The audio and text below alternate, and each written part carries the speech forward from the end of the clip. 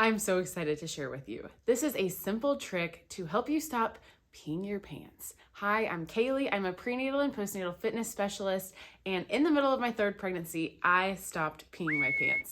And it has been incredible. So this video is for you if you're struggling with incontinence during your pregnancy, after your pregnancy, or maybe you're 5 years out from having a baby. Let's get into it. So a little bit of background information. I struggled with incontinence throughout my first and second pregnancy and into my third pregnancy.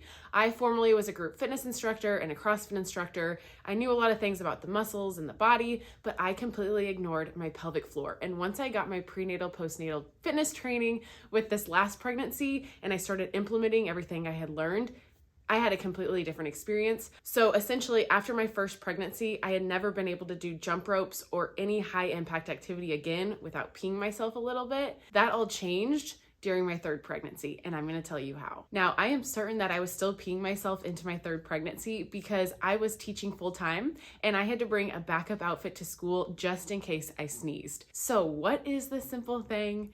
It is diaphragmatic breathing with pelvic floor engagement. I did not really implement this into my pregnancy until my 18th or 19th week, and it only took me about 4 or 5 weeks after that to realize that I had stopped peeing my pants. I didn't need to bring a backup outfit to school anymore. So I was blown away that after implementing this into my workouts, so I was only doing this about 4 times a week, and I was just blown away with how quickly this did the trick for me. So I think the light bulb moment for me was realizing that my pelvic floor was a group of muscles and connective tissue, and I was not treating it like a muscle. I never worked it, I never stretched it, and therefore it was really, really weak. So if we compare our pelvic floor to a bicep, well, our bicep muscle, we work sometimes, we stretch it out, but for the most part, we're not engaging our bicep muscle.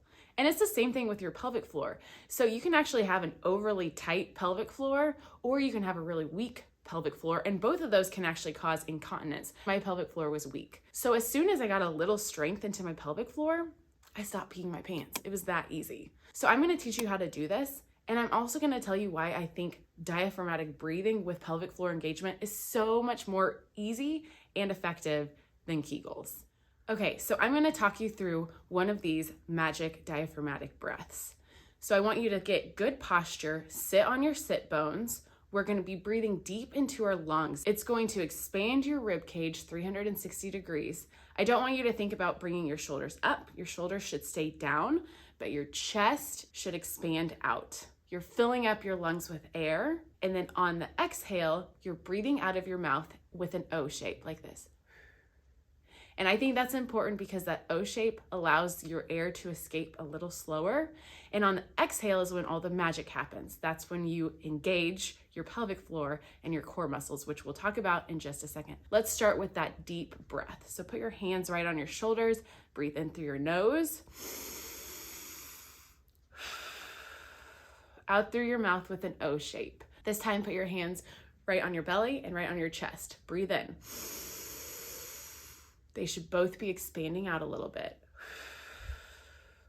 Breathe out. So when I was pregnant, I focused on core engagement first. So now on the exhale, I want you to think about pulling your belly button back to your spine, engaging your stomach muscles, and literally bringing your stomach in. And when you're pregnant, you can really see it coming in because your belly's so big. So let's go ahead and try that. Hands right here on your chest. Breathe in through your nose.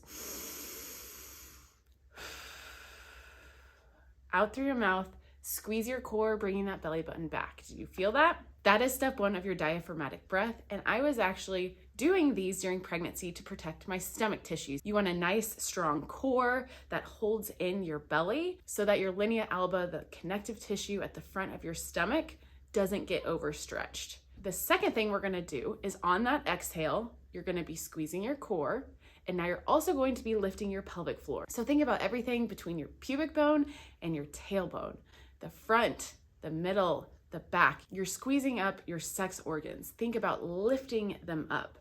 And this is where I think the benefit comes from diaphragmatic breathing versus Kegels. When I do a Kegel, I'm only thinking about my pelvic floor, and I'm generally not even thinking about breathing. I'm holding my breath or just very shallowly breathing. With diaphragmatic breathing, you're using your diaphragm. So your diaphragm, when you take a big, deep breath of air, it pushes your diaphragm down.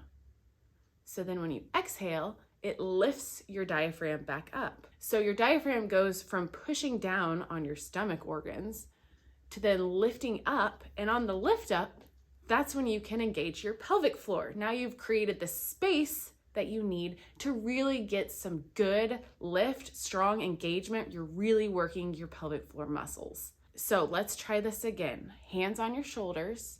We're gonna breathe in through our nose, exhale through your mouth, squeeze your core, and then lift your pelvic floor. Here we go.